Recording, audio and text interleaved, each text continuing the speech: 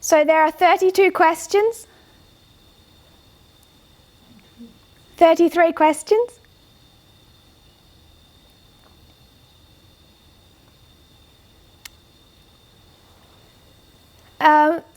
I won't answer all of them. I will look at the time and try to finish in 20 minutes. A brother has asked, what about China? I'm not sure. I don't know. It is visible externally. No one has ever constructed a line, a parable line to explain China. There is a danger that some people have been thinking to make China the king of the South.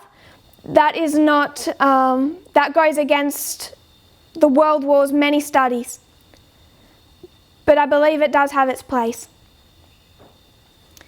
Someone asked, if we had studied the lines more closely, do you think that we could have predicted the COVID-19 pandemic? Instead of finding out that the Nethinims had already discovered its historic precedent.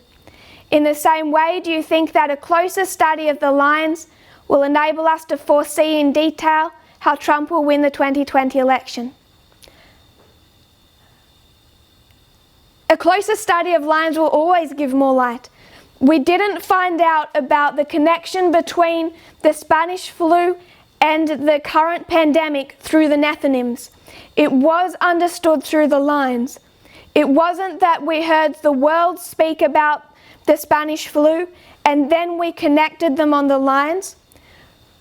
We saw the pandemic, we went back to the line of World War I, and we saw that it fitted on that line. So I just want to make the point. The Nethinims did not direct us to make that connection. We made it without them. Could we have seen it before? Yes, definitely. It could have been predicted if we had studied the lines more closely.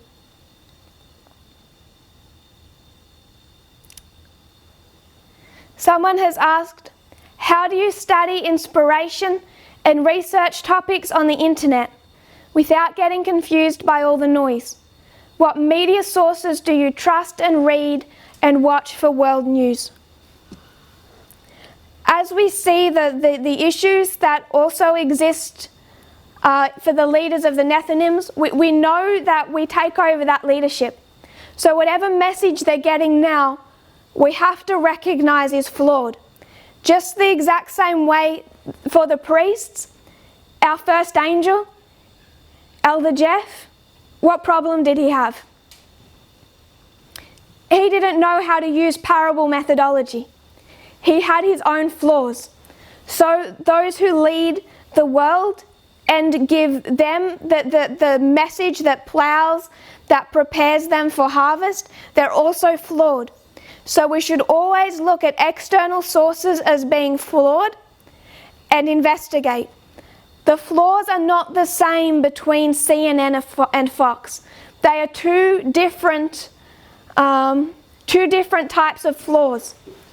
Last year, when we were dealing in such a close and tense battle with the socially conservative elements of this movement, we had to be very emphatic about these two media sources. It was black and white. CNN good, trust them. Fox News, bad, don't trust them. That stands correct. I do not mean to undermine any of that. It was taught from the beginning in 2018. These two streams are not both wicked. Good, bad, black and white. So what I'm hoping people can start to see more clearly now is that they both have issues, but they're different types of issues. Someone that I do respect, when he gives social commentary, described it this way. CNN is bent towards laziness and sensationalism. Fox is pure, dangerous propaganda. So I will go to CNN to find my news. I would never go to Fox. At the same time, you still investigate and aware that you're looking at different people's perspectives. Those two sides have always been compared and contrasted because they are both 24-hour cable news channels. They both fit neatly in the history of their development. They're easy to compare and contrast. The truth is, I rarely, if ever, go to CNN because I don't like cable news. I don't like 24-hour cable news channels. They're built towards sensationalism because they must turn news into something that becomes more so entertainment, and it can create a warped perspective.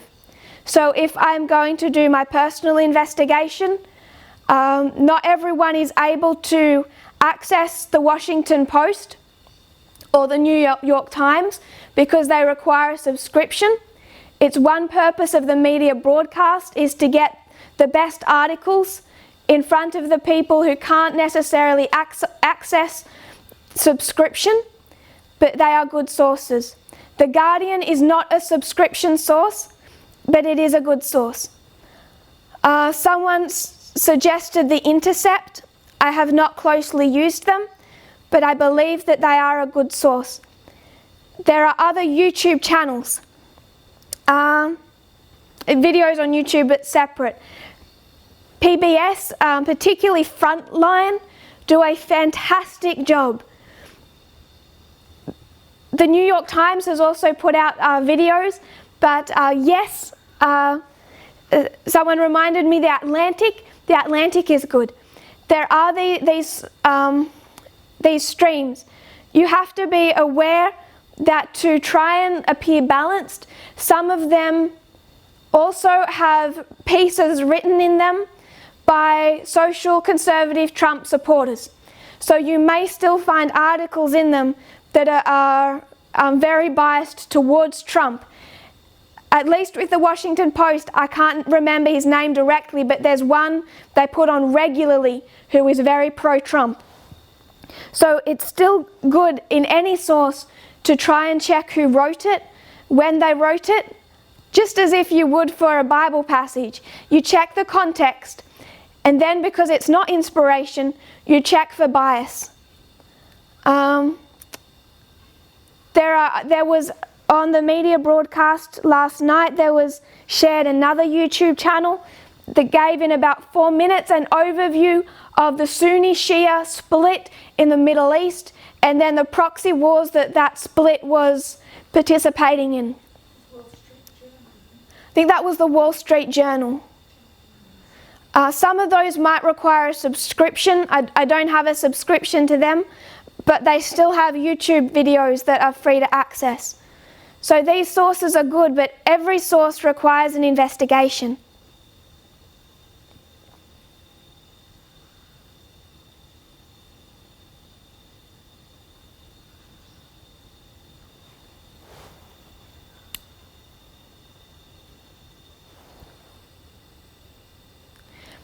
Brother Esteban asked, in the study of the revolutions in 2020, in the studies of the revolutions, in 2020 was always placed the American Revolution.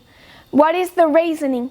How do we get to place the American Revolution and the battles of Lexington and Concord in the counter-revolution, Concord and Lexington, in the counter-revolution part of our line? Is there a study to watch about this issue? That was done also in October 2018, I think at the very end. And it was done with a certain degree of timidness, partly because Elder Jeff had already started speaking by then and introducing some other thoughts. And I don't know if I've toughened over time or not. But it was presented there.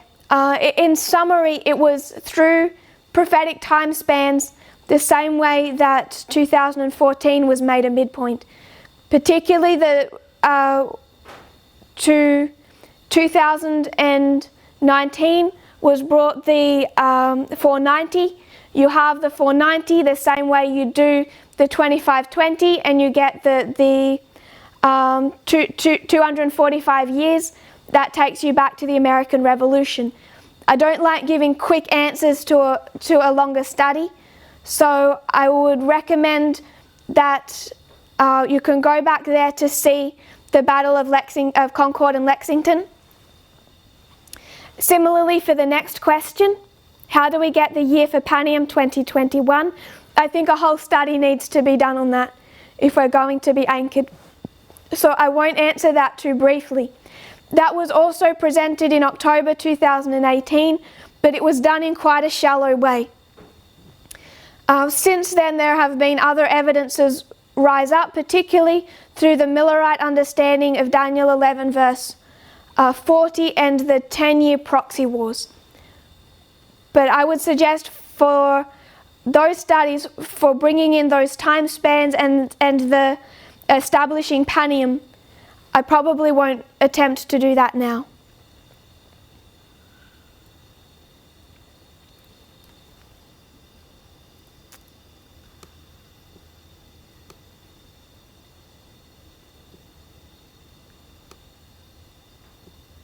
Sister Charity and Brother Blessing have said, in the Arkansas presentations of 2018, you identify the counter-revolution as beginning in 2020 and concluding at the Sunday Law. Today you marked its conclusion at Panem. How are we to reconcile the seeming discrepancy? Well, I don't know how you want to reconcile that because I've said two different things. I can't remember what I actually taught in Arkansas as far as the details of those lines. I know what I have structured written down. I think in the line itself, I'm not sure if I ever actually completed that. No, in its application I didn't. I would suggest that you can make the argument it doesn't end until the Sunday Law. The same way you can see that the fight between the King of the North and the King of the South didn't end in 1989. The deadly wound is struck, but there's this continuing breakdown death period for the King of the South. Just as you have that for the King of the South, I would expect that that would be mirrored in the Western Front as well. So you should be able to see that that conflict extends until the Sunday Law, both Eastern Front and Western Front. There will not be peace at Panem on either front, but it will be the marking of the deadly wound.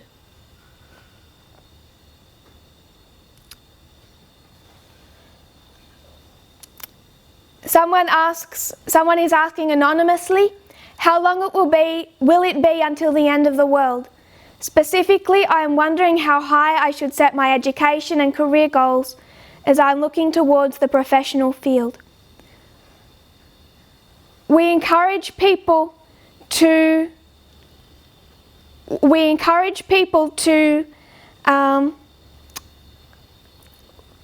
we don't encourage people to leave behind their education and their career and those secular needs and those secular studies. If we had have done that 20 years ago, even 5 years ago, we would have been in a difficult place today. It depends on who you are and you're asking anonymously.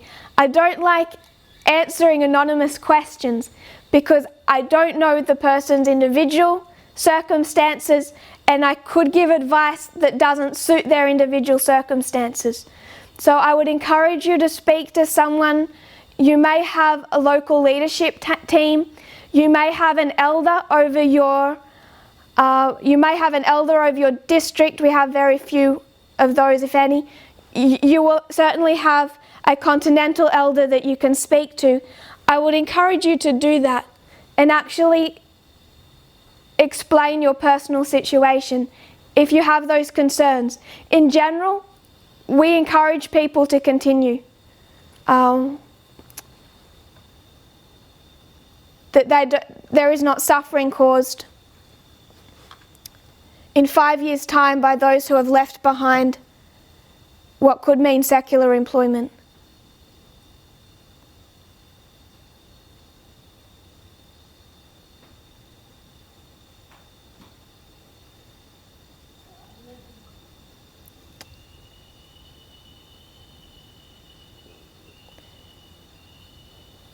Someone asks, the shipwreck of Acts 27 symbolizes the destruction of the institutions of the United States and Adventism. Does that mean that we cannot trust any government, health, and academic institutions after the Sunday law?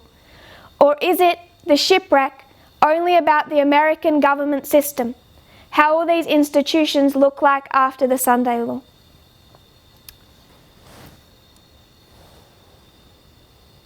Before Vladimir Putin became a dictator, there was presidential elections. After Vladimir Putin became a dictator, there was presidential elections. Before there was a constitution, after there's a constitution. The institutions look like they're intact. What has happened to them is they've been eaten out from the inside. I don't know how many of us are familiar with William Barr. Do we know of William Barr? The Justice Department of the United States, is it still intact? Yes. Yes and no. It's intact, but it's been eaten out from the inside. This is how an institution falls. Those who don't wish to recognize it, they have the ability to deny that. They have the ability to say we have a constitution, we have a Justice Department, we have law and order, we have elections, therefore we are a republic and a democracy. We have a constitution that says we will give religious freedom, therefore we are giving religious freedom. But they have undermined those. It's been eaten out from the inside, as you would imagine a piece of wood by termites, and it does not have integrity. That is what I expect to see after the Sunday law. It's not this complete dismantling of a system visibly. These institutions are the institutions that were to hold up a republic. It's not the health system, the academic institutions. You find them in any country. This is particularly what was meant to hold up the Republican horn of the US government. It's particularly those executive branches.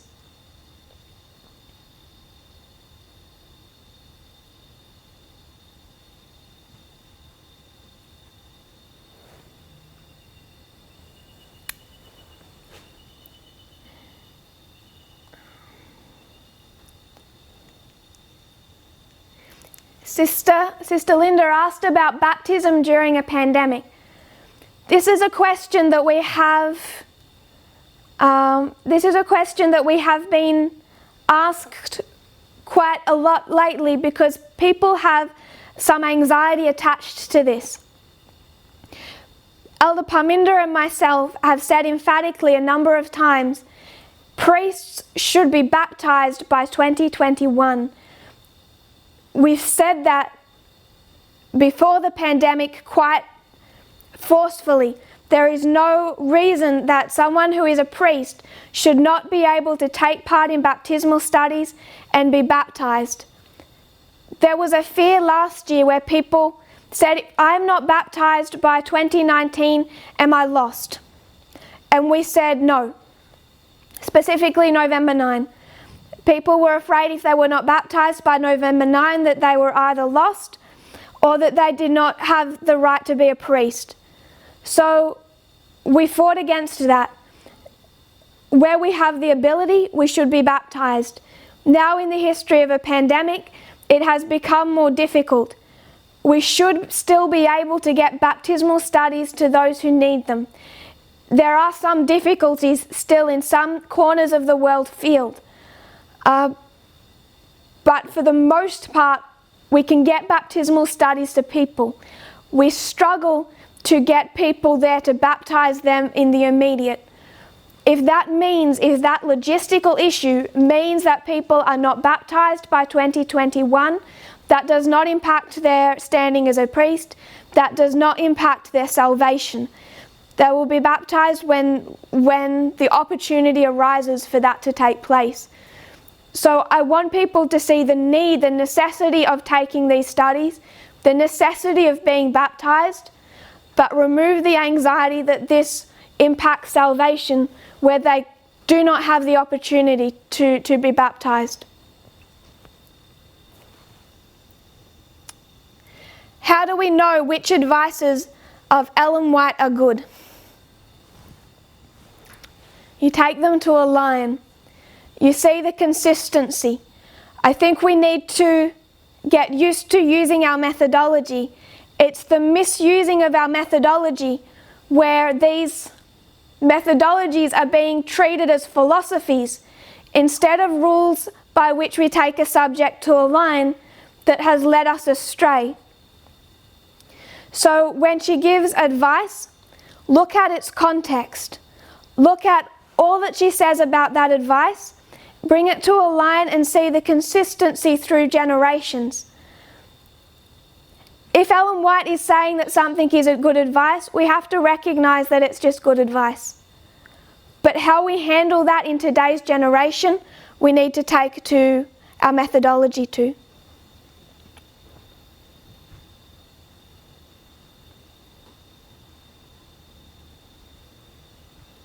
How does one handle equality in a home with Nethinims, since we are not to take the message to the world now? How does one behave and practice equality without interfering with them or sparking discussions? I think there was another question about the midnight cry for the world as well. I'll come back to that one.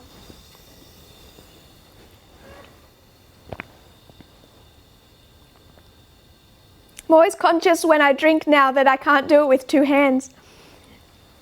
I just see all they said about Donald Trump. It's like, it's a big glass. I thought they were a bit mean to him, to be honest. How does one handle equality in a home with Nethinims?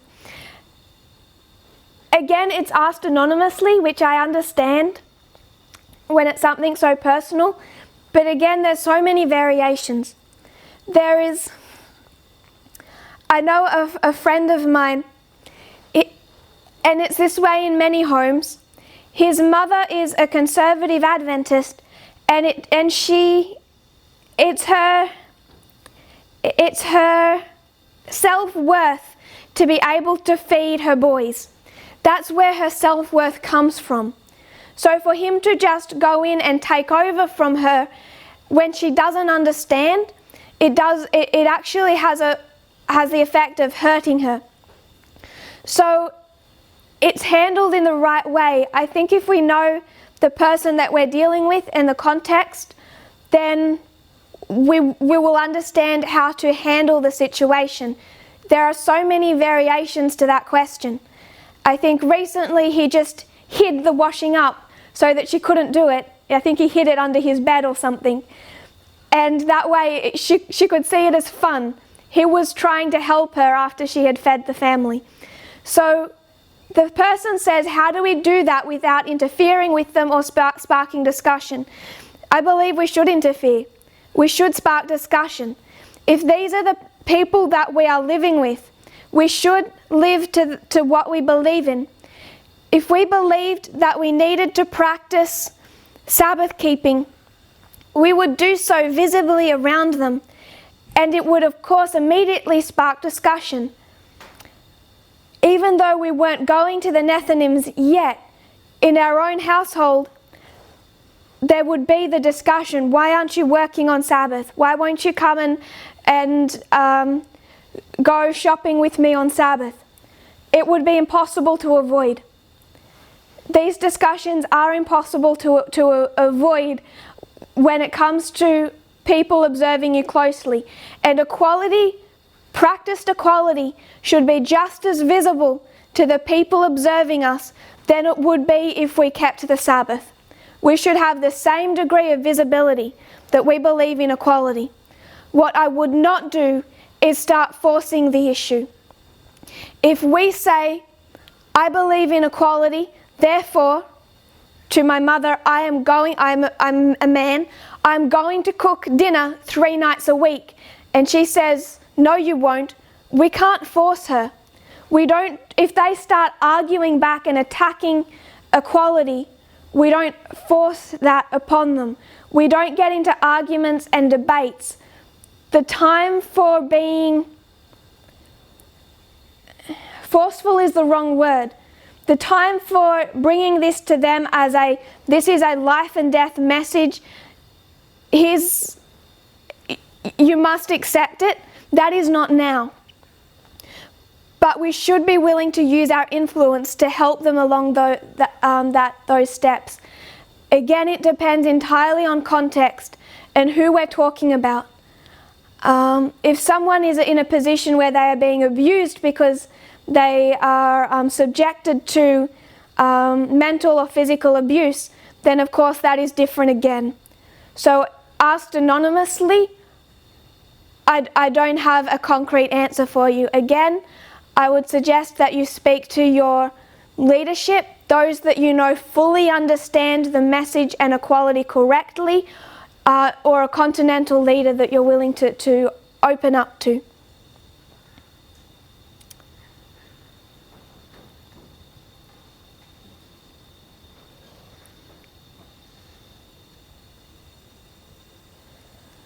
There's been a couple of questions about unequally yoked. What does it mean to be unequally yoked? Unequally yoked is anyone who is not in the, who is not part of the movement that you are part of. Anyone who is Adventist is not part of your kingdom. Anyone who is a Nethinim is not part of your kingdom. You have to be yoked to someone who is a willing participant, member of the same kingdom as you. So back in the history of ancient Israel, it changed through dispensation, but it was always consistent. To be unequally yoked with an unbeliever in the time period of Paul was this, to marry someone who was either Jew or Gentile, because what does Paul say? There is no difference now. Jew and Gentile are the same thing. Neither of them are part of the New Testament church. So when we come to the movement today, 2019 was the cross. The veil was torn. Christ left the sanctuary. To be an Adventist and to be in the world is to be, in some respects, the same thing. We would be unequally yoked, married to either. Neither of them are yet recognizing they have either rejected or not yet brought to a position where they must choose which kingdom they wish to belong to. And I would suggest it is very bad advice to yoke yourself with someone who has not yet decided to be part of your kingdom. Because if they're not going to be part of your kingdom, what's going to happen? Sooner or later, most likely you will leave this kingdom and go to theirs. It's a life and death message of good advice. In most cases where this is done wrong, it leads to death. I might close with that question. If you don't mind. I've already gone over time. Elder Tabo was very generous. I don't know what else to say. I feel like it's already been said. And anything after now just feels like pleading. But I don't know what else to do. This movement is shrinking and it's going to shrink again.